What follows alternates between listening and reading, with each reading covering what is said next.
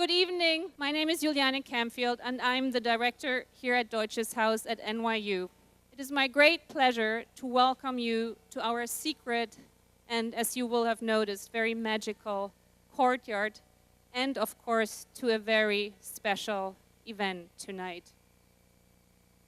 We are so thrilled to present this conversation about creativity in Berlin and New York between ZEITmagazin's editor-in-chief, Christoph Amend, and the acclaimed illustrator, Christoph Niemann, and to celebrate ZEITmagazin's wonderful English language edition, of course. As many of you know, I love Berlin and I love New York, and I know many of you do too. And I know there are some people from Berlin here, like real Berliners and Berliners who moved there at some point. Doesn't make a difference. Since we can't be at both those places at once yet, tonight we'll do the next best thing. What is that? We'll celebrate the Berlin state of mind here in the very heart of New York on this amazingly beautiful evening. Before we start, however, please let me say a few heartfelt thank yous to the amazing folks at ZEITmagazin, especially to Stefanie Hauer and Christoph Amend, and of course to Christoph Niemann. I love what you guys do, and I love working with you, and I want to do this again. To Lufthansa for their generous support of the event. Thank you, Thomas Scharfenberger. He's here tonight. Thank you. And to my great colleagues here at NYU and at Deutsches Haus, especially to Sarah Girner. You guys are the best, and I wouldn't know what to do without you. Thank you to everybody who works here. It's a great, great, amazing team. Please join me in welcoming Christoph Niemann and Christoph Amend to the stage, aka the Christoph and Christoph Show. Thank you. Thank you, Juliane, for these kind words. I'm the other Christoph. I'm Christoph Amend, the editor of ZEITmagazin, and thank you all for coming. A friend of mine from New York told me that this is what you call a ghost summer. If that's a ghost summer, I would like to live in a ghost summer all year long. First of all, let me thank you, Juliane Campfield, for inviting us, the director of Deutsches Haus, and of course the whole team here, especially Sarah Girner, who organized this event. And let me also thank you, Katarina Pawlowski, the photographer of this event tonight, and also Max Wallert from District Projects for his kind support. Please let me say a warm thank you to the godmother of this international edition of ZEITmagazin, Brigitte Lacombe, who's with us tonight. Brigitte, thank you so much. The story is quite simple. It's like last year in February, Brigitte came to Berlin and we had a wonderful lunch. And Brigitte said very kind words about our magazine. And at the end of saying these kind words, she said, you know, I wish I could read it. So I sat down with my team and we thought about, you know, this idea. And so we came up with the idea of actually publishing a best-of compilation of ZEITmagazin twice a year. So thank you, Brigitte, for this wonderful idea, and thank you for coming tonight.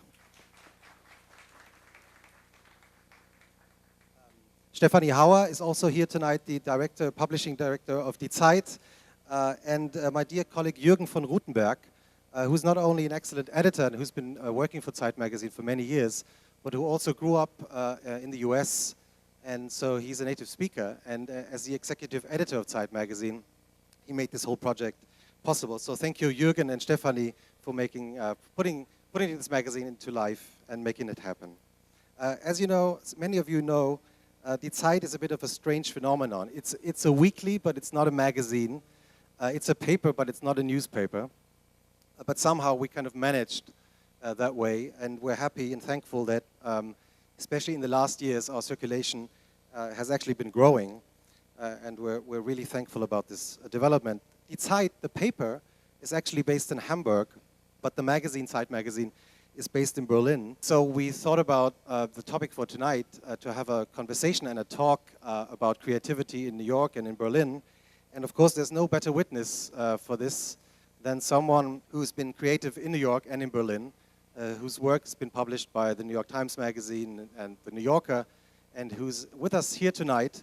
So please welcome the other Christoph, Christoph Niemann. Christoph, thank you so much. I was just thinking about this when you were mentioning when you arrived in Berlin, and how much Berlin has changed and turned into this international English-speaking city that it is now. It's actually there's one guy who came to Berlin in 1989. He was a young art student from California. His name was Walter Potts, and we just did a story this week about him because in 1989, it was summer 1989. And he applied for an art scholarship in Europe. And of course, he didn't want to go to Berlin. He wanted to go to Paris, of course. But a few days before he actually could fly in to Paris, his French exchange student dropped out of the program. So there was only one thing left to do. So he went to Berlin, and he arrives, and 2 weeks later, the wall comes down. And then he finds out there's no restaurants in the east of Berlin. So he opens up a Mexican-Californian a restaurant, really sort of low-key, and he calls it the Soup Kitchen. And the German, at the time, it was the early 90s, and the Germans come in and always ask him, where's the soup? So he thought, let's come up with a different name. And he thought of, his idea was, what would be the worst name for a restaurant in America? And he came up with the idea, and he called it white trash fast food. And it was actually the first restaurant in Berlin where the waiters would only speak English. The menus would be in English, and so it's still there. And it started off this whole development of this international Berlin of today. It's a crazy Berlin story. It's amazing when you come to Berlin now and you learn about this. It's almost like there's this like crazy era between, I would say, probably like 89 and 95, where apparently everything was possible and people just had the most outrageous parties and. You came to Berlin a little bit later, right? In 2008. I came in 2008, and on the one hand, it kind of like felt that that sort of a party was already over, but it also, I was in a different state. I came with kids. We had like been doing this crazy renovation, and it was great and inspiring to go there. But this whole kind of party Berlin was something that I was probably too old or like in a different mindset. And I remember we came there and. Our youngest, he was sick, and then I had to kind of always like roll him around in a stroller. That was the only thing that made him happy, and I like that. I like to kind of go out in the morning and then explore the city. But there was this one morning, like Sunday morning at 9, and I'm like kind of like doing my rounds, and then all of a sudden this door opens, like nondescript door, and this guy kind of stumbles out, obviously coming just like from some club or a party, and there's this cobblestone on the street, and he's like all drunk, and guy picks it up and just like considers throwing it, and then realized that he was too drunk to throw it, so he just like puts it back down and shuffles off. And it was like, okay, this is not preppy Brooklyn Heights, and this is really like in the middle of Berlin. And to this day, like when you walk anywhere, like especially in like the eastern part of Berlin, Friedrichshain, on a Sunday at 2 o'clock, you hear thumping music, and then there's kind of disoriented 20-year-olds all of a sudden coming out. But still, Berlin, as you've mentioned, was sort of inspiring to you, and it still is in a different way than New York was. Well, I felt here everything made sense, right. And it was orderly. And Berlin is a mess. It still is a mess, but it's like, I think it's a very interesting mess. And that's something, it's a great source for stories, I think. I mean, when we talked to Elizabeth Payton, who contributed a portfolio for the international issue, we asked her, why do you keep coming back to Berlin? Because she keeps working in Berlin for many years. She came to Berlin for the first time in the early 90s. And she said, well, because Berlin is, there's so many cities that are complete and where she feels that nothing is missing. But every time she comes to Berlin, she sees the gaps and it's still ugly. So as an artist, she said that you still feel that you can add something. You can still, fill the gaps maybe. The one thing I personally think is difficult about Berlin, because Berlin doesn't seem to welcome you. But on the other hand, that's maybe also great, because I feel in New York, you come here and then you feel like you want to like join like this amazing kind of thing that's going on. In Berlin, I think I've always been doing my work and I've been observing more than I was participating, maybe, which I also enjoy greatly. Do you feel you've reinvented yourself in Berlin in some way? I wanted to reinvent myself. I came there with not a particular idea of like, I want to do this. There was like this idea of doing self-generated work rather than reacting to work. But I didn't know exactly what it was. But I definitely felt I wanted to kind of do things that, when I was in New York, I was under stress. And I was under a lot of stress, and I never minded that, but I felt it was like the right quantity, but the right quality of stress. It was something like deadline, more and more work, but it was not challenging in like a strange intellectual way where I felt I had to leave my comfort zone. And I decided to be more open about these kind of things by coming to Berlin. What does it mean to sort of leave your comfort zone? I mean, I remember you, when we talked about a story that you did for the Zeit magazine, you did an interview with Robert Crumb, the famous artist. And it was the first time for you, I think, to do this kind of sort of experiment, like interview someone for a story. Yeah, I know there's a lot of journalists here. I know and I respect the profession of a journalist, because doing an interview is not an easy thing. That's such a rare thing to hear from us journalists. No, but especially because I spent my entire interview being just worried about my recording devices not working, and then like having to prescribe the whole thing, or describe the whole thing from memory. But I was meeting Robert Crumb in Paris, and he was like super nice, and we were talking. But there's like he and his wife, and they're like very stern, very articulate. And I didn't really know like what to ask and how to lead this discussion. And ultimately, what saved me, we talked about art supplies, and I got this one great thing from him, that he's as obsessed with art supplies as I am. And then he told me that he has this one kind of drawing paper that he loves, and he ran that thing is not being produced anymore. So eventually, he went to an art gallery, or like a comic gallery, and bought stacks of really, he called it hack work from a comic artist from the 60s. And he bought it because the backs were blank. So he bought it as art supplies, turned it around, and like, did his own art on it. So, and these are amazing experiences, but you need a lot of kind of like mental kind of like energy and willingness to kind of like mess things up to open up to that. To doing those kind of experiments or leaving your comfort zone. I mean, that's something as a magazine editor we always talk about, that to welcome new ideas, try out new things. But we all know that this kind of struggle is not always pretty, right? And it doesn't work all the time. No, it's great when it works, but of course the discussion that you usually have, and again, I'm fortunate to work with great editors and art directors, but of course the question is like, will people get it? Will they like it? And of course I want people to get it. I think there's no honor in doing something that people dislike or do not understand. I don't have this thought of me, it's like, oh, my ideas are perfect, and whoever doesn't get it is an idiot. And it makes it easier. But on the other hand, of course, I think you have to kind of go where it hurts a little bit. I mean, what do you call, for an example, someone who's doing these kind of things, like to?